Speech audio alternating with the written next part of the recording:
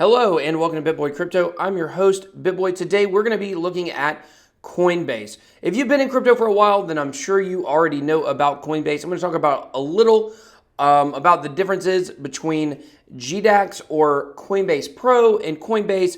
Show you guys how to use Coinbase for those of you that don't know. So before we go any further, make sure that you click the subscribe button. You're going to want to stay up to date with our content. Go ahead and hit the bell for notifications. If you do, you become part of the Bit Squad. That's our community. And when you do that, you have the opportunity to win $150 this month, along with a couple shirts from my merch store. I do giveaways pretty much all the time. So your best bet is to just like, comment, and be part of the community. We love to have you.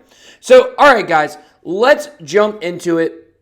So I have right now pulled up what is called Coinbase Pro, also known as GDAX.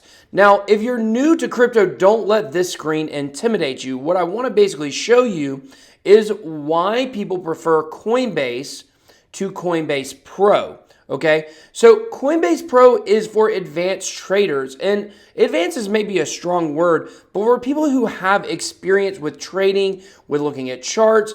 If you were to look here, these are sell orders and buy orders.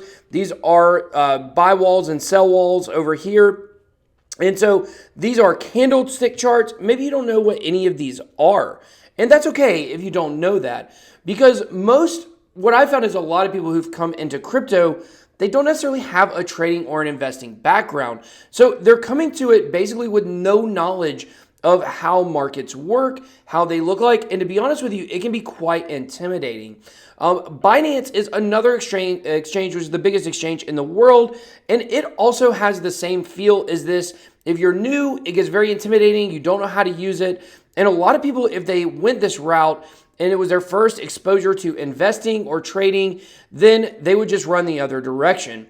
So that is where Coinbase comes in. So Coinbase is really an avenue for new retail investors to come into the space. It's all user-friendly. You can kind of think of it like if there's a website that's real complicated, and then all of a sudden they come out with an app that's really easy that people can use, and somebody can just pick it up immediately and know how to use it.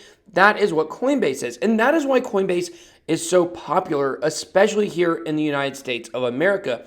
It's that channel, that gateway, the funnel for new people to come into the space. Now, if you haven't signed up for a Coinbase account, I do have a referral link down below where if you sign up, you deposit over $100, you get $10. And guess what? Your boy BitBoy gets $10 too. So I'm rich, snitches. But in all seriousness, though, Coinbase is really a great place to be able to learn how to get your feet wet in crypto. Now, we're going to be looking at other things in this series. Of course, this is the complete idiot's guide to crypto. That's what this series is. And so what we're doing is we're taking simplified ideas or things that in crypto we kind of take for granted, those of us who have been in here longer, and we want to make it very newbie friendly. So that's what Coinbase is. It's very newbie friendly. So I highly suggest, if you're interested in crypto, getting yourself an account. Of course, not financial advice, my own personal opinion. But Coinbase has done a really good job of making it newbie friendly. So as you can see here is Coinbase. It has different coins listed here. We've got Bitcoin, Bitcoin Cash, Ethereum, and Litecoin. Ethereum Classic is also on Coinbase. This is their website. Now, when you first sign up, they're going to put some limits on your account, how much you can spend. I actually just got my limits raised. Again, I keep getting mine raised. Not that I could actually use my limits. I think I can deposit $25,000 a week with my bank account, $7,500 a week with my credit or debit card. They don't take credit cards, or credit card companies don't allow you really to, buy crypto with them anymore for the most part. I could actually withdraw $100,000 a week because I've really worked my limits up. I've been on Coinbase for a long time. I've actually been on Coinbase for probably about 3 years, I think. Wasn't really super actively using it, but I have been on it for quite a while. So here we go over here. We're going to click login instead of sign up, as you guys will have to go on here, create an account. You probably want to enable 2FA, two-factor authentication. If you haven't watched our video, go back and watch our video from last week where we talked about 2FA and how to set that up. So once you get inside of your account, this is what it's going to look like. It's going to show your portfolio. Gosh, look, guys, I'm so rich right now with all this cash. But as I talked about earlier, there is Ethereum Classic on here as well. This is going to show basically your recent transactions. And this is going to show on the left-hand side your portfolio and what it's sitting at, and then the percentages and the breakdown. So if you want to buy something, it's very easy. You just go and click on whichever one of these you want to buy. I used to always prefer to buy Ethereum to transfer to other exchanges because it was the fastest. But now that's not always the case. Bitcoin is really getting sent pretty quick as well.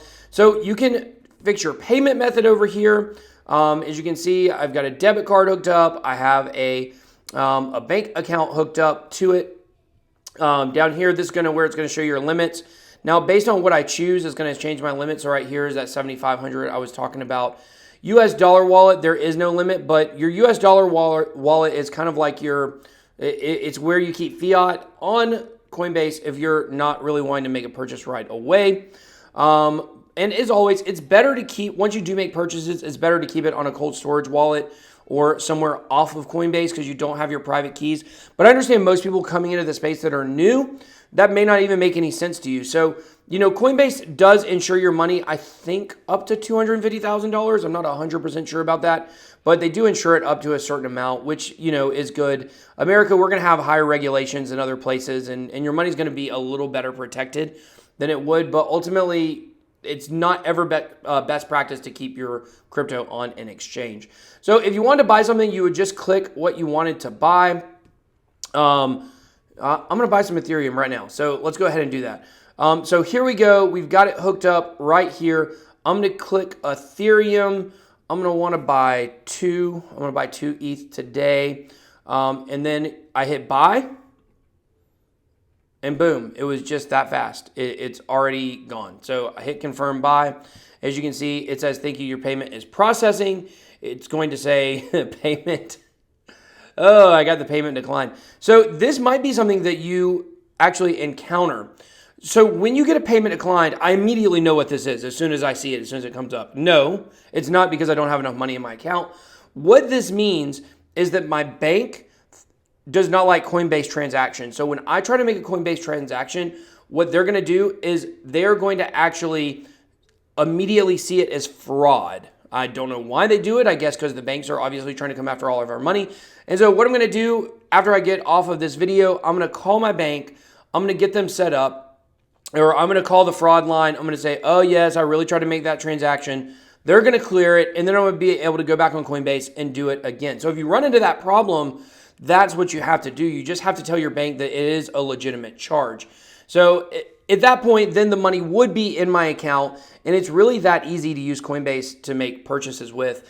It doesn't take very long. As you can see, I can make purchases on Coinbase and have the money already sent where I want to send it to in a wallet or another exchange in about 5 minutes. If it wasn't for that pesky bank problem, I do have such a problem with my bank. It seems like almost every other transaction I do, they do that to me. Now, if I do my actual bank account instead of my debit card, I usually don't have that problem. But with the debit card, I do have it pretty frequently. So other things to look at on here, we just have the settings. There's not too much here to really look at. I do have 2-factor authentication right here. You can do that on the security page. We have tools. These are going to show all your transaction history and things like that. And the whole website is really set up to be just super simple for you to use. As you can see over here on the left-hand side, it will once again list all your different accounts. You can click on any of these, and they'll show you all of your transactions and things like that, whether you sent or received. Bitcoin Cash. Yes, that's right, guys. I did buy a little bit of Bitcoin Cash last year. It was so stupid. I would never do it again. But anyways, I had like a little bit of Bitcoin in my account when it forked, and Bitcoin Cash was created, and or they added the fork to Coinbase, and I made $8 off of like 45 cents. It was really crazy. But that's another story. So that's pretty much it, guys. I just wanted to show you Coinbase. I know for you guys that have watched my channel for a long time, which is most people, you already understand this, but I've got a lot of requests to do. That's why we do this series. I've got a lot of requests to do very newbie-friendly information. I feel like our channel already is pretty newbie-friendly, but, I want to make it as easy as possible for people to come into the space. So I wanted to show you this, and take from it what you may. So, all right, guys, that was it. That was another episode of your Total Idiot's Guide to Crypto. And if you have any questions, if you have anything else that you want me to actually review, look at, we're going to be doing Binance soon is one thing we're going to be looking at.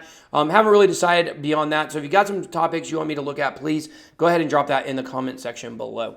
All right, guys, thanks a lot. Until next time, BitBoy out.